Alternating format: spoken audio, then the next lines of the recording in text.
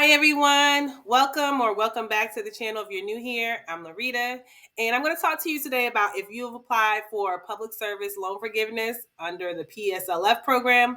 That means you've worked for a nonprofit or a government agency and you've applied for forgiveness. You may be entitled to an inconvenience check if Fedloan Servicer was your previous servicer. So that has been my experience. If you're new to the channel, I had my student loans forgiven earlier this year, January 2023, and was able to get over $210,000 in student loans forgiven. So I'm going to talk to you about a letter I received from Fedloan Servicing. Hopefully you can see it. And it tells me about why I'm receiving this check in the mail. It's called an inconvenience check. And you may be receiving one, or you may be entitled to receive one if you've ever submitted anything to Fedloan Servicing. I'm going to tell you also what this may be a sign of and why you may or may not want to cash the check. So without further ado, if you're new here, make sure you give this video a thumbs up. It pushes it out to the YouTube algorithm. We have a whole everything student loan playlist so that if you are experiencing, if you are trying to apply for student loan forgiveness, or if you just need to find better ways to have your payments made, which are scheduled to start in October 2023, we try to give you some information that can be actionable help to guide you along the process. So the letter that I received from Fedloan Servicing is dated August 28th, and it says Fedloan Servicing previously served as the servicer for the Department of Education's PSLF program. You are receiving this letter because you submitted one or more PSLF forms to Fedloan between July 2011 and March 2021 that were denied for missing information. At that time, we sent communications advising you that we needed additional information to complete the review. However, the forms may have included all required information.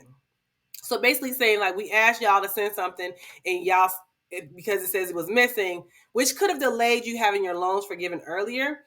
That wasn't the case for me because I knew the time frame I needed to have my loans forgiven. But for somebody else who may have been eligible for loan forgiveness earlier, they were basically put through the rigmarole to say that you need to resubmit something. So this is in regards to that. It says, although we did not determine your requests were complete, you are receiving the enclosed check in the amount of to compensate you for any inconvenience that may have been caused by this situation. Because Fedloan Servicing is no longer a federal student loan servicer, we can no longer process PSLF forms or check your current status. However, we are providing the information below to assist you in the event that you believe that you were affected by this matter. So it gives a little box. Probably can't see because I have the blur in the background. Anyway, it gives a little box that says situation and take the following information. So it says if you believe that you submitted it and you should have been already approved, they tell you how to get it approved. And the new servicer for PSLF loans is Mohela. I personally had my Fed loans transferred to Mohela, and had my $210,000 worth of basically law school debt forgiven in January 2023. So the program does work. I've been working in the government for the period of time and had my loans forgiven. So I'm sharing this information with you because they did send me a check, and it was for the amount of a whole whopping $15, my inconvenience check, right? And as a lawyer, I was trying to think of like, okay, well, why would they send me this check for $15? And they called it an inconvenience check. But I know that there have been previous lawsuits against servicing companies, student loan servicing companies, for them not doing what they're supposed to do. And there have actually been class action suits. So I was trying to think, is this is the amount that would be part of a class action if that was the case?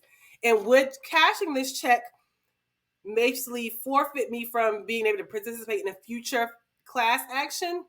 Perhaps it would, and perhaps it wouldn't, right? As I mentioned, I wasn't eligible for loan forgiveness prior to this year anyway.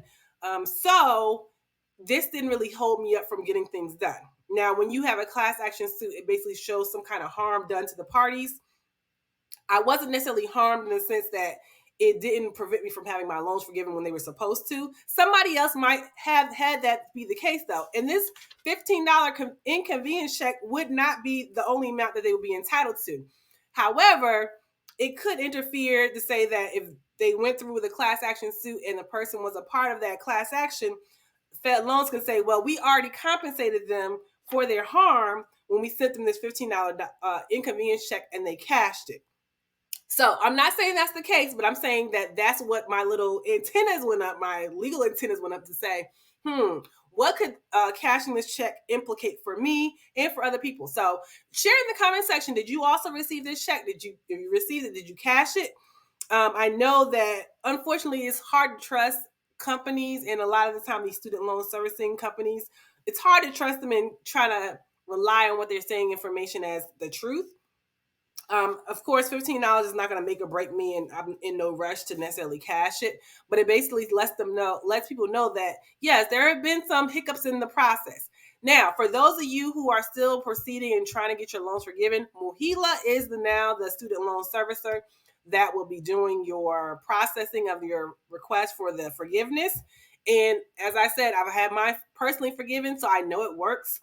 I would advise you, if you know anybody, share this video with somebody that you think it may assist, because if you know anybody that has been working in the government, it could be federal government, state government, local government, or a nonprofit, and they have 120 payments, 10 years worth of payments, and even some that may be non-payments may be counted as payments, they would be eligible to have their loans forgiven. And it doesn't even matter how much money you make.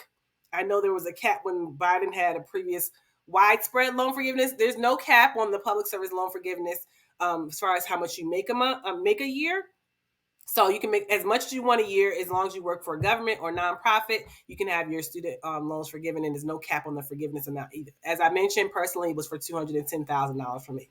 So hopefully this video is informational to you. Check your mailbox to see if you got anything, and hopefully we'll see what ends up happening. If this ends up being something that turns into a class action suit later, we'll figure out about later. But check out the Everything Student Loan playlist for more information. Okay, see you in the next video.